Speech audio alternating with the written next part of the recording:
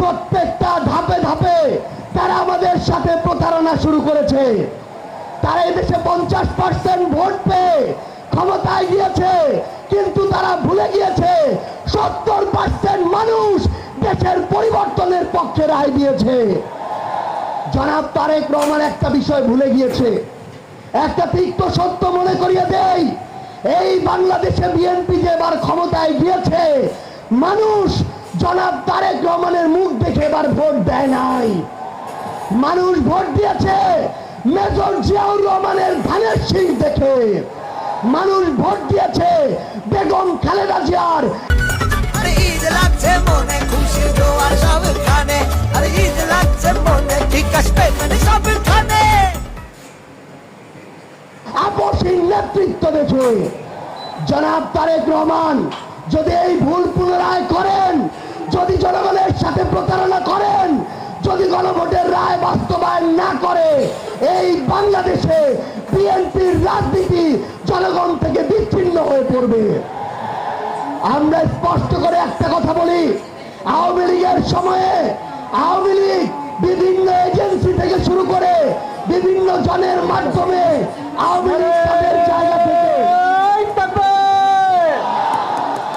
বিএনপির সময় এসে আমরা দেখছি তারা পরোক্ষর ধার ধারে না, এজেন্সিরও ধার ধারে না, নিজের দলীয় পদ পদবিওয়ালা লোকদেরকে দিয়ে দিনে দুপুরে তারা মিডিয়া দখল করানো শুরু করেছে।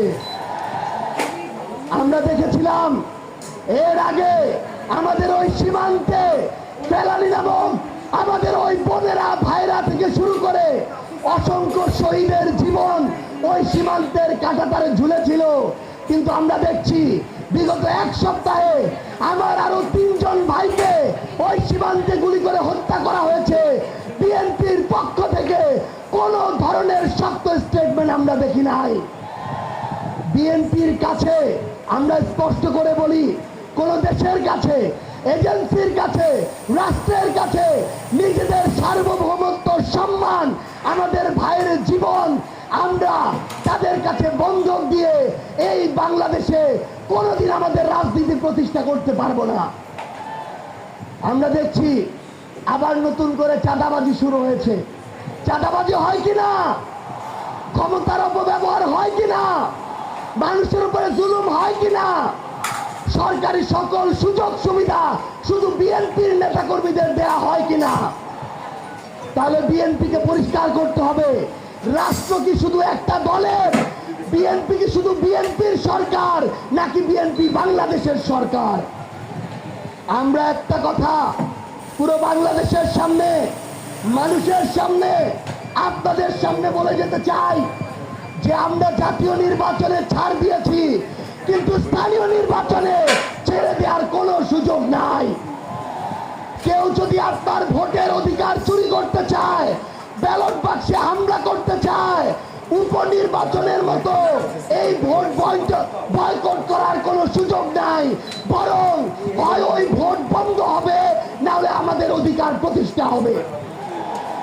একটা জিনিস মনে রাখতে হবে, বিএনপি এখন খাল খনন কর্মসূচি শুরু করেছে, আমরা তাদেরকে ধন্যবাদ জানাতে চাই।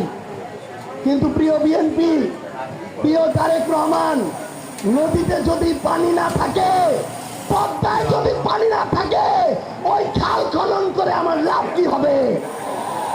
ওই খালের পানি আসবে কোথা থেকে?